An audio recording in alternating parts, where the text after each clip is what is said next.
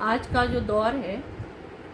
गुलजार ने बहुत पहले एक नज़्म लिखी थी जो आज के दिन के लिए,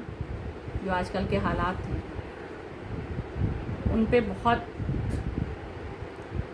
लगता है कि इसी दौर के लिए लिखी गई थी, आज के दिन के लिए लिखी गई थी। बेवजह घर से निकलने की ज़रूरत क्या है, बेवजह घर से निकलने की ज़रूरत क्या है,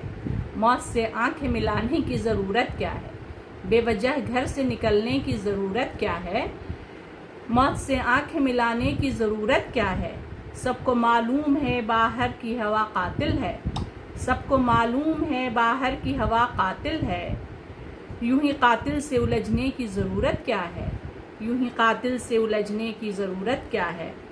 एक नेमत है ज़िंदगी उसे संभाल के रख, एक नेमत है ज़िंदगी उसे संभाल के रख, कब्रिस्तान को सजाने की ज़रूरत क्या है, कब्रिस्तान को सजाने की ज़रूरत क्या है। दिल के बहलाने को घर में ही काफ़ी, दिल के बहलाने को घर में ही वजह काफ़ी है, दिल के बहलाने को घर में ही वजह काफ़ी है, यूं गलियों में भटकने की ज़रूरत क्या है, बेवजह घर से निकलने की ज़रूरत क्या है, मौत से आंखें मिलाने की ज़रूरत क्या है।